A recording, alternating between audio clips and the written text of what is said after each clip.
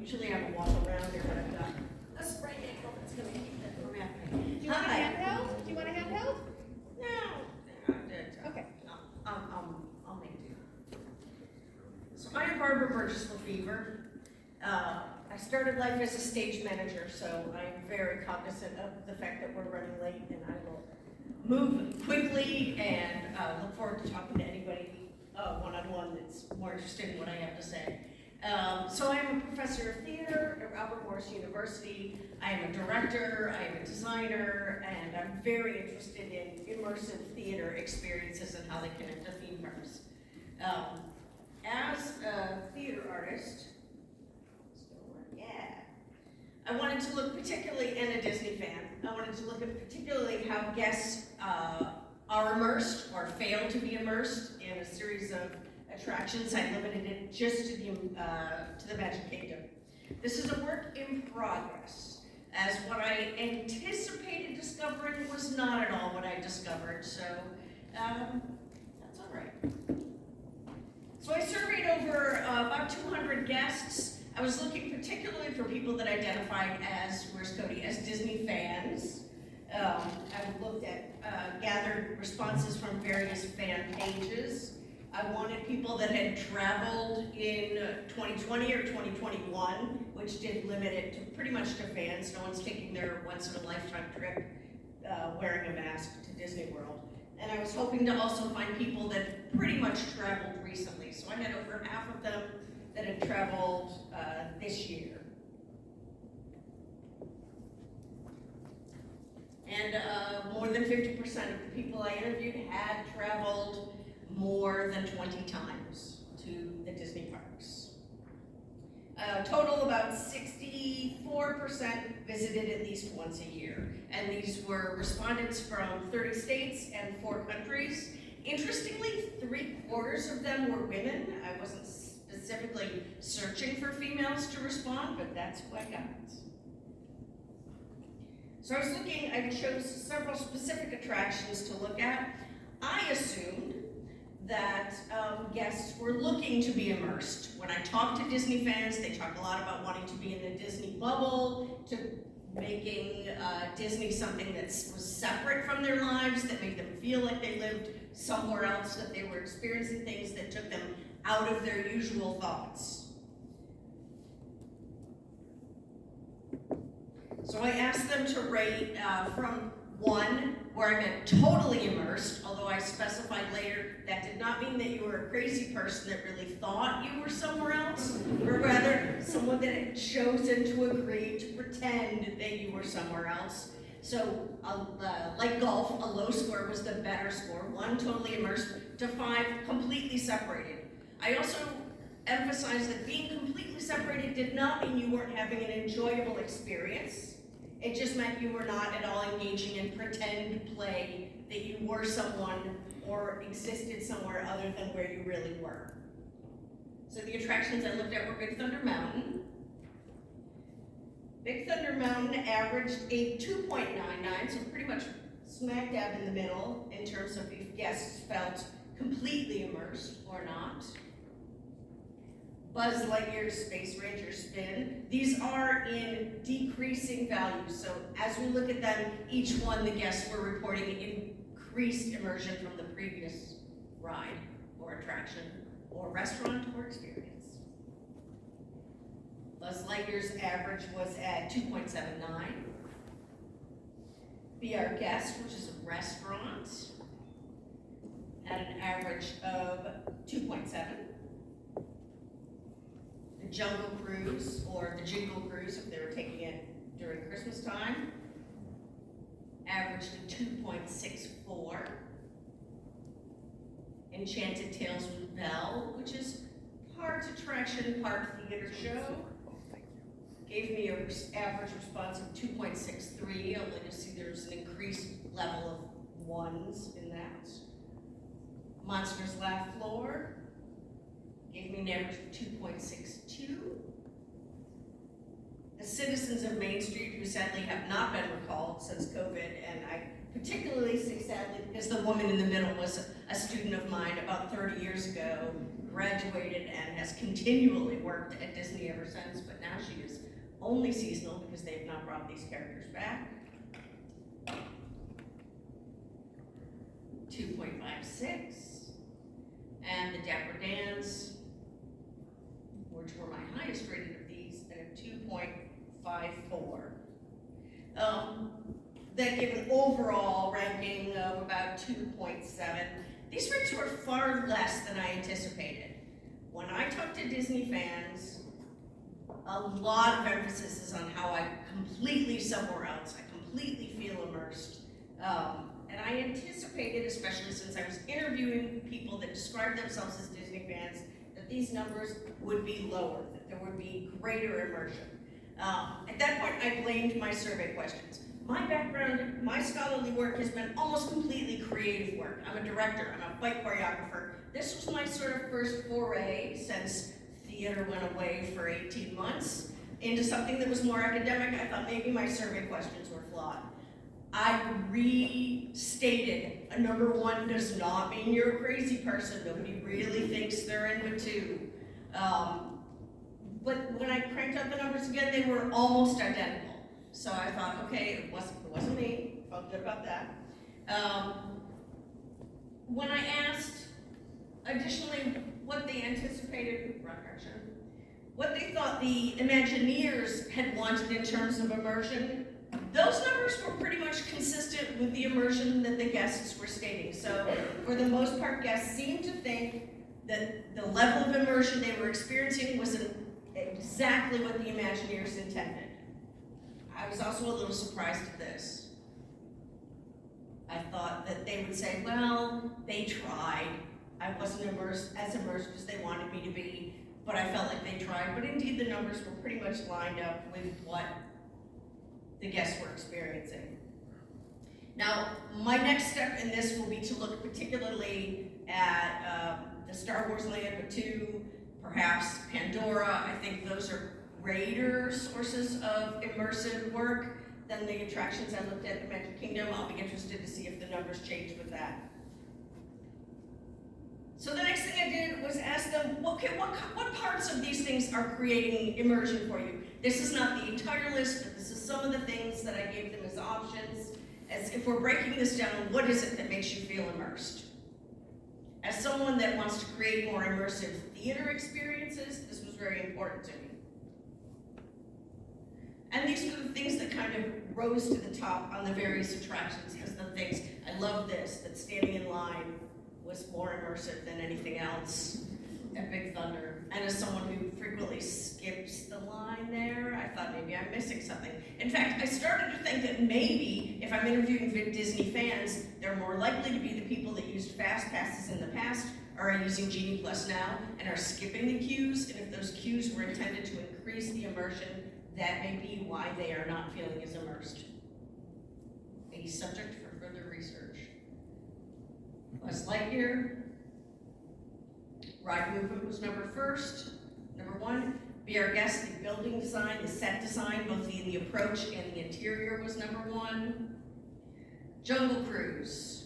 Now we're moving to the ones that had greater guest immersion. Cast members, including the skipper on their boat, was number 1. Enchanted Tales from Belle, which has some really wonderful imaginative effects. Still cast members rose to number 1. Monsters-Lefebvre, again, some wonderful tech, but it was the cast members, and again, I'm bragging, that same student of mine is often one of the voices at Monsters-Lefebvre. So Main Street, I included Main Street itself as an option for immersion. Still the cast members were the top at both Citizens of Main Street and the Dapper Dans. So overall, what was most instrumental in creating an immersive experience? Building, queue design, music, cast members. Then I wanted to know, these numbers weren't as high as I thought they would be. What's taking away from this experience? Why are you not feeling as immersed? And I got these answers. Poor queues, attractions not being kept clean, which should break Disney's heart because that's something they were known for. 4, rides breaking down. 3 is age of the attraction, which I think kind of connected to 4. 2, other guest behavior. There's not much we can do to control that, other than give them dirty looks. Cast members. So cast members were coming up as the top in what makes me immersed, and the top in what keeps me from being immersed. There was an interesting pattern. There was something that's not covered in my abstract, because I hadn't dug that out when I wrote that abstract, but is sort of becoming my takeaway from this research. I don't know why this is a surprise to me. I teach an honors class about Walt Disney World, and the first thing I talk about is the power of the cast members, the front level cast members, to make or break my experience as a guest in the park. Why this didn't seem to me that this would be the result from my research shouldn't be a surprise. There's wonderful tech, there's gorgeous design, there's great storytelling, but none of that is happening without the cast members.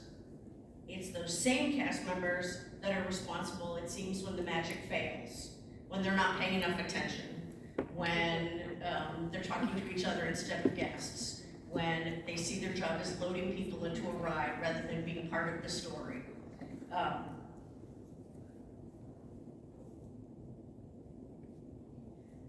So my takeaway, I joke and tell my students that I am the liberal professor that their parents worried about. So here's my takeaway. Disney needs to invest in their team. They need to bring back more of the professional equity actors that they've laid off. They need to recognize that no matter how wonderful an attraction is, how many gazillions of dollars they've invested in that attraction, if their college interns aren't invested in telling the story will fail. If the person selling me the hot dog isn't invested in telling that story, the story will falter. It is those cast members that are both making the immersion for guests and breaking the immersion for guests.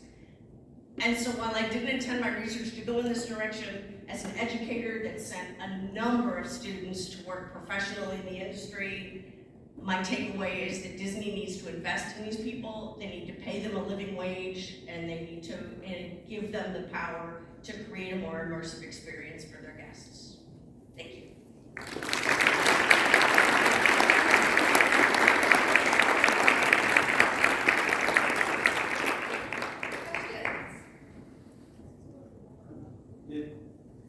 Did anything come up in any other categories about the use of technology? Because I just spent 4 days at the parks this week, and I have 2 small kids, and I'm a huge Disney fan. I teach an honors class on it as well. A huge Disney fan. But the whole time, like I'm in line, I'm looking up, okay, what's the next attraction that we can get time to? Or we sit down at like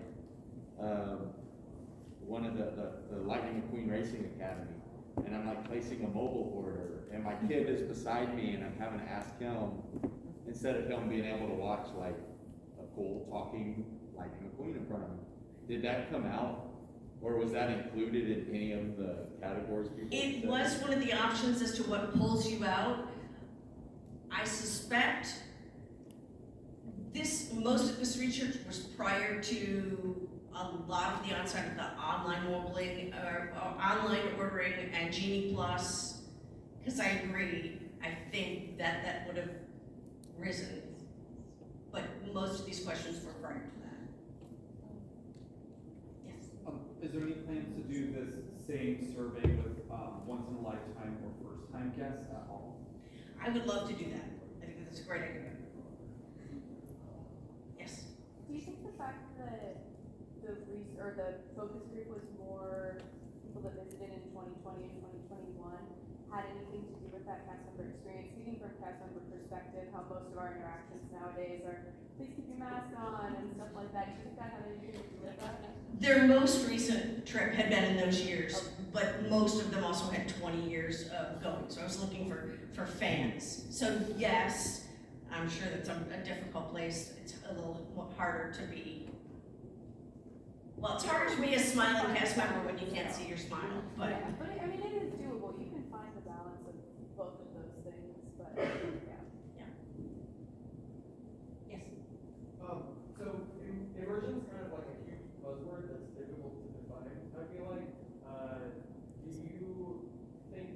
apply to, more educational or less otherworldly experience. Most people are going to think of something like Galaxy's Edge or Pandora, but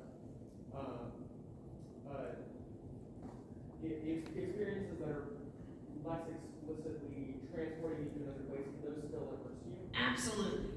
I'm a theater artist, so I think it can happen when there's an audience and a show, but I'm particularly interested in creating theater experiences that there's more give and take. We talked about that, Carolina talked about, can the other people affect my experience? And I'm looking for ways that other people, if I'm in the audience, that other people in the audience can help change the show that I'm watching. So I'm connecting a lot of these things to smaller theatrical experiences, absolutely. Yes? Jumping off the question from the cast member perspective, do you think there's any effect of like the recency effect in that the experience has changed, even though these are people who have been coming for 20 years? And like maybe have you considered doing anything where, maybe you more of a longitudinal study where you have them each time, because your experience is obviously going to be affected by your mental state or whatever's going on that day. Yeah, I think that's a good point. And I think recent guests, it's a different experience, learning to use that, having to have your phone all the time. I don't even know if that's a learning curve or just we're stuck now. I mean, I went to the park yesterday, I'm going tomorrow. What did I buy for this trip? An external battery for my phone, because I know I have to have it all the time. I'm not thrilled with that, because I liked being disconnected. I don't want to get texts from people. I had a picture of me in front of the castle as a reply to texts. I'll get back to you when I get back to Pittsburgh. So I think, yeah, there's definitely, like I said, this is a work in progress. I'm looking to expand beyond it. Yes?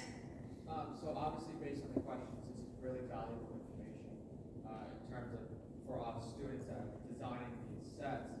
Will there in the future, or is there currently publications of your work that we can reference on?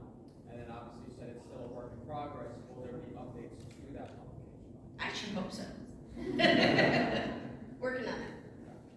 Yes? Did you get any insights on the age of the participants on the survey? I know you're looking at Yes. fans, but I have it broken down. Yes. They were.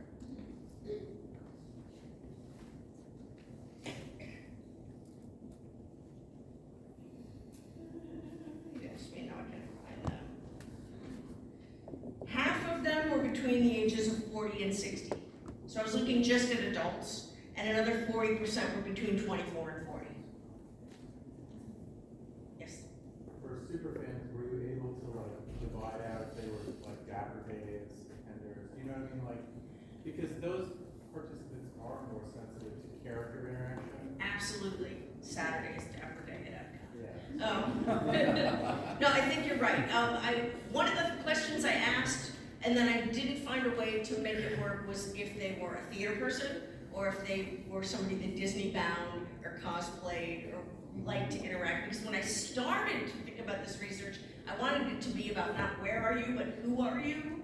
And then I rapidly found that my family and friends are a little weird, that we like to pretend we're people other than we are, and we're after people. And that percentage was actually really tiny of people that were immersed to the point of sort of creating a character as to who they are. But there might be some research for those people particularly. Yes? Thank you for a very interesting presentation, very stimulating, and we are multidisciplines here, so you prompt some creative thought. But you mentioned that Disney has to do something about their employees, which I do agree with you that every hospitality company should do that. But pre-pandemic estimated numbers are 80,000 employees or cast members. Disney was perceived to be the #1 employer in the world on a single location. From an HR perspective, it's very difficult to really identify the theatrical traits because you cannot teach them. I mean, you could be very creative and you're very theatrical. I think this is a conflict. So So how can you, from your theater experience, suggest for decision makers, for HR managers, to select people who could be very theatrical and could be very immersed? Because you're absolutely right. I mean, the findings are so interesting that the cast member could be the good and the bad. And sometimes one activity or one communication with a guest could actually deter or impact the whole experience. So going back to my question, any magic wand or any suggestion when I really want to interview some cast members from your theater experience, what would be the first 3 traits that you look at those people? Like you refer to your student 20 years ago when you were 12? I would say, when you were actually interviewing a prospective cast member, I would ask them to tell you a story. I teach humanities classes that aren't theater kids.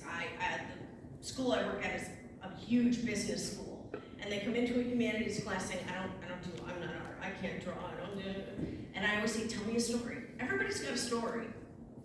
You know, a story. So tell me something that happened to you once that was cool. And I would think in a way that they could tell you a story could give you information about how they could tell the story of wherever they are, how they could make themselves part of an attraction.